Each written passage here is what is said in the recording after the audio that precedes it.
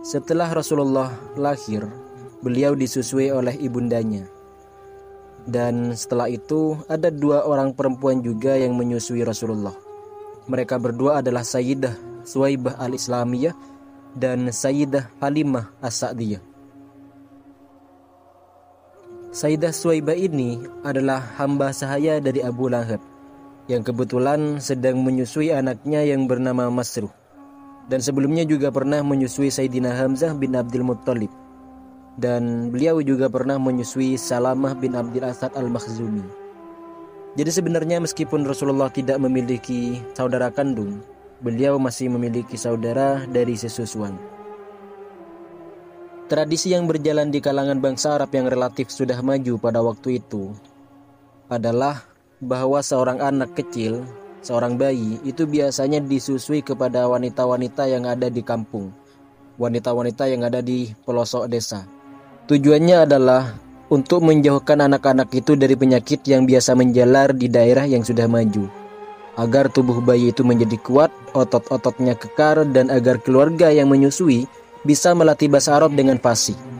Karena pada waktu itu, bahasa Arab yang lebih fasih, lebih murni, itu masih berada di kampung dan di daerah-daerah pedalaman. Maka Abdul Muttalib mencari wanita dari Bani Sa'ad bin Bakar agar menyusui beliau. Perempuan itu adalah Sayyidah Halimah binti Abi Dhu'aib.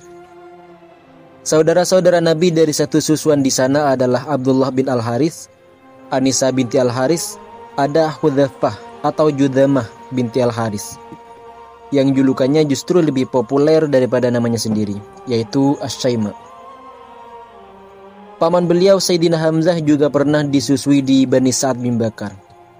Suatu hari, ibu susuan Rasulullah ini juga pernah menyusui Hamzah selagi beliau masih berada dalam susuannya. Jadi Sayyidina Hamzah adalah saudara Rasulullah dari 2 pihak, yaitu Sayyidah Suwaibah dan Sayyidah Halimah as-Sa'diyah. Sayyidah Halimah bisa merasakan barokah yang dibawa beliau sehingga bisa mengundang decak kekaguman.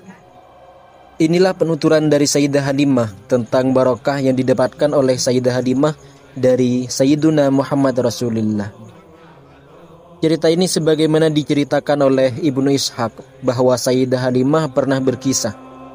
Suatu kali ketika dia pergi dari negerinya bersama suaminya dan anaknya yang masih kecil yang sedang disusuinya, bersama beberapa wanita dari Bani Sa'ad. Tujuan mereka adalah mencari anak yang bisa disusui, dengan didampingi suaminya Al-Harits bin Abdul Uzza yang berjuluk Abu Kabsyah. Sayyidah Halimah berkata, "Itu terjadi pada masa paceklik, tak banyak kekayaan kami yang tersisa. Aku pergi sambil naik keledai betina berwarna putih milik kami dan seekor onta yang sudah tua dan tidak bisa diambil susunya lagi, walau setetes. Sepanjang malam kami tidak pernah tidur karena harus meninabobokan bayi kami yang terus-menerus menangis karena kelaparan. Air susuku juga tidak bisa diharapkan. Sekalipun demikian, kami tetap masih bisa mengharapkan adanya uluran tangan dan jalan keluar. Aku pun terus pergi sambil menunggang keledai betina milik kami dan hampir tak pernah turun dari punggungnya, sehingga keledai itu pun semakin lemah kondisinya. Akhirnya kami serombongan tiba di Makkah dan kami langsung mencari bayi yang bisa kami susui. Setiap wanita dari rombongan kami yang ditawari Rasulullah, pasti mereka menolaknya. Telah tahu bahwa beliau adalah anak yatim.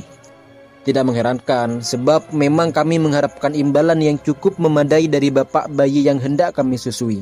Jika Rasulullah adalah seorang yatim piatu, maka mungkin kami tidak akan mendapatkan gaji yang memuaskan dari orang tuanya." Pada akhirnya semua teman-teman wanitaku menemukan bayi yang bisa mereka susui dan bisa dibawa kembali ke kampung halaman. Hanya aku sendiri yang masih belum menemukan seorang bayi yang bisa aku bawa. Tatkala kami bersiap-siap untuk kembali, aku berkata kepada suamiku, "Demi Allah, aku tidak ingin kembali bersama teman-teman wanitaku tanpa membawa seorang bayi pun yang bisa aku susui. Demi Allah, aku akan benar-benar mendatangi anak yatim itu dan membawanya. Memang ada baiknya jika engkau melakukan hal itu. Semoga saja Allah mendatangkan barokah bagi kita pada diri anak itu Begitulah kata suami dari Sayyidah Halimah. Sayyidah Halimah melanjutkan penuturannya. Maka aku pun menemui bayi itu, dan aku siap membawanya. Tatkala menggendongnya, seakan-akan aku tidak merasa repot karena mendapatkan beban yang lain. Dan tatkala puting susuku kusodarkan kepada bayinya, bayi itu bisa menyedot air susu sesukanya dan meminumnya hingga kenyang. Anak kandungku sendiri pun juga bisa menyedot air susu sepuasnya hingga kenyang. Setelah itu, keduanya tertidur pulas.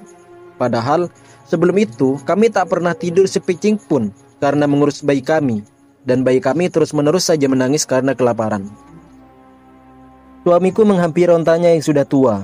Ternyata air susunya yang asalnya tidak bisa diperah sama sekali, itu menjadi penuh berisi. Kami pun bisa memerahnya, bahkan kami bisa meminum hingga kami kenyang. Malam itu adalah malam yang terasa paling indah bagi kami. Keesokan harinya, suamiku berkata kepadaku, "Demi Allah, tahukah engkau wahai Halimah, engkau telah mengambil satu jiwa yang penuh barokah." Demi Allah, aku pun berharap yang demikian. Begitulah kataku. Sayyidah Halimah melanjutkan penuturannya. Kemudian kami pun bersiap-siap pergi menunggangi keledaiku. Semua bawaan kami juga kunaikan bersama di atas punggungnya. Demi Allah, setelah kami menempuh perjalanan sekian jauh, tentulah keledai-keledai mereka, keledai-keledai teman-teman wanitaku, tidak akan mampu membawa beban seperti yang aku bebankan di atas punggung keledaiku. Sehingga rekan-rekanku berkata kepadaku, "Wahai putri Abu Dhaib," yang dimaksudkan adalah Sayyidah Halimah, "celakalah engkau, tunggulah kami. Bukankah ini keledaimu yang pernah kau bawa bersama kita dulu?" Sayyidah Halimah menjawab, "Ya, begitulah. Ini adalah keledaiku yang dulu. Keledaimu itu kini bertambah perkasa," kata mereka. Kami pun tiba di tempat tinggal kami di daerah Bani Sa'ad. Aku pun tidak pernah melihat sepetak tanah pun yang lebih subur daripada tanah kami. Domba-domba kami datang menyongsong kedatangan kami dalam keadaan kenyang, dan air susunya juga berisi penuh, sehingga kami bisa memerahnya dan meminumnya. Sementara setiap orang yang memerah air susu hewannya sama sekali tidak mengeluarkan air susu walau setetes pun, dan kelenjar susunya juga kempes. Sehingga mereka berkata garang kepada para penggembalanya, "Celakalah kalian, lepaskanlah hewan gembalaan kalian seperti yang dilakukan gembalanya putri Abu Dhaib." Namun domba-domba mereka pulang ke rumah tetap dalam keadaan lapar dan setetes pun tidak mengeluarkan air susu. Sementara domba-dombaku pulang dalam keadaan kenyang dan kelenjar susunya bersih penuh. Kami senantiasa mendapatkan tambahan barokah dan kebaikan dari Allah selama 2 tahun menyusui anak susuan kami.